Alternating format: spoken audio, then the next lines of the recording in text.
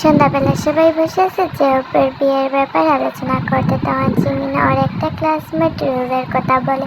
রোজের নাম শুনে ছোটকর্তা চিনিয়ে ফেলেন। ছোটকর্তা তখন বলে ওঠেন, ওর বাবার সাথে আমার পরিচয় আছে।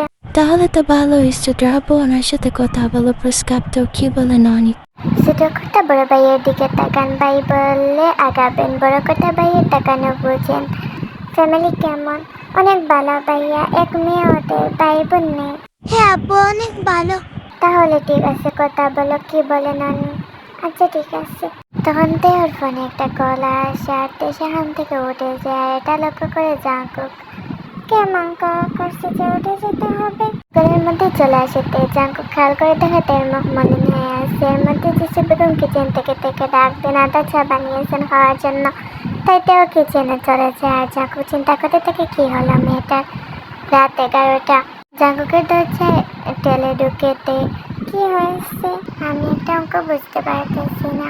জাঙ্কুক অবাক হয়ে তাকিয়ে থাকে আর মনে মনে হাসে, কারণ ওর মুখ বাচ্চাদের মতো কাঁদো কাঁদো ফেস বানিয়ে রাখছে। সন্ধ্যার সময় জেনি ফোন দিয়েছিল। ও বুঝে নাই, কিন্তু কোচিনে স্যার বলছে এটা না পারলে পানিশমেন্ট দিবেন। জন্য মন খারাপ। জাঙ্কুক বুঝতে পারে সন্ধ্যাবেলা কার ফোন এসেছে। আমি বুঝিয়ে দিচ্ছি। খুশিতে গদগদ হয়ে জাঙ্কুকের খাটের উপর খাতা আর গণিত বই রাখে। জাঙ্কুক বোঝানো শুরু করে, কিন্তু কিসের অঙ্ক বুঝবে? জাঙ্কুককে দেখতে ব্যস্ত। জাঙ্কুক অঙ্ক খাতার ভিতরে লেখে। তের উদ্দেশ্যে বলে, বুঝেছিস? তে পোকার মতো উন্নাটা আঙ্গুল পেঁচাতে পেঁচাতে মাথা আশেপাশে নাড়িয়ে বুঝেনি, কিন্তু তে তো বোঝার ধান্দায় ছিল না। জাঙ্কুক একটা দীর্ঘশ্বাস ফেলে আবার বোঝানো শুরু করে। তখন তে আর আশপাশ না তাকিয়ে জাঙ্কুকের অঙ্ক বোঝানতে মন দেয়। জাঙ্কুকের বোঝানো তে খুবই ভালোভাবে অঙ্কটা বুঝে নেয়। এখন ঠিক আছে, বুঝতে পেরেছিস? হ্যাঁ বুঝতে পেরেছি। আচ্ছা তাহলে যা। আর কোনো কথা না বাড়িয়ে রুম থেকে চলে যায় আর জেনির কাছে কল দেয়। জেনিকে অঙ্ক বুঝিয়ে দেয়। জেনিও ভালোভাবে বুঝতে পারে অঙ্কটা। ছোটকর্তা সন্ধ্যাবেলা জেহুকে দেখার জন্য চলে এসেছেন। পরের দিন সকালে ছোটকর্তা রোজের বাবার সাথে কথা বলার জন্য চলে যান। রোজের বাবার সাথে দেখা করে ভালো মন্দ জিজ্ঞাসা করে ছোটকর্তা বিয়ের ব্যাপারে সবকিছু খুলিয়ে বলেন যে রোজের বাবাকে। রোজের বাবাও রাজি হয়ে যান এবং ছোটকর্তাকে বলেন সুবিধা করে কনে দেখার জন্য যেতে। এই কথা সরাসরি অফিসে গিয়ে বড় কর্তাকে জানান। বড় কর্তাও খুশি হন। অন্যদিকে তে ভালোভাবেই অঙ্কটা করে দেয়। স্যারও তে খুশি হন এবং যারা পারেনি তাদেরকে বলে তের কাছ থেকে বুঝিয়ে নিতে। অন্যদিকে একটা লোক খুবই শব্দ করে কাচের টেবিলটা ভেঙে ফেলে।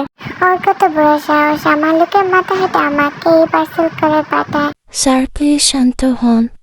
এগুলো দেখার পরে তুমি কিভাবে বলো আমাকে শান্ত থাকতে? তারপরে লোকটা বুঝিয়ে শুনিয়ে কোনোভাবে লোকটাকে শান্ত করে। পরে সেখানে একটা লোক আসে এবং কিছু তথ্য বলে। তেয়াজিনি খুঁজে এসে আজকের মুহূর্তে হয়তো রাস্তা দিয়ে আসছিল। তখন তেয়াজিনির সামনে একটা গাড়ি এসে থামে। তেয়াজিনি অনেকটা অবাক হয়ে সামনের দিকে তাকিয়ে থাকে। তখন কালো পোশাক পরে কয়েকটা লোক এসে তেয়াজিনিকে জোরপূর্বক তুলে নিয়ে যায়। তেয়াজিনি চিৎকার করলেও কোনো লোক এগিয়ে আসে না সাহায্য করার জন্য। এই খেতে খুঁজে পাচ্ছি না। কি বলো জানতে? কোথায়? তোমার সাথে তো গিয়েছে কোচিং একসাথে বের হন। আমার এক্সট্রা ক্লাস থাকায় আমি একসাথে বের হয়নি। থেকে বলেছিলাম বাইরে অপেক্ষা করার জন্য, এখন থেকে খুঁজে পাচ্ছি না। আচ্ছা তুমি তাড়াতাড়ি করে বাসা চলে এসো, আমি দেখতেছি। আচ্ছা। তারপরে সুখে জাঙ্কুকের ফোনে কল দেয়। জাঙ্কুকের কথা শুনে অনেক রেগে যায়। তখন জাঙ্কুকের মোবাইলে সবিন কল দেয় আর বলে ওই লোকদের কাজ এটা। জাঙ্কুক বলে ওদের পিছনে আর জাঙ্কুক পিছনে আসছে। তারপরে সবিন লোকেশন পাঠিয়ে দিয়ে জাঙ্কুকের কাছে। জাঙ্কুকের বাইক নিয়ে বের হয়ে যায় ল্যাব থেকে।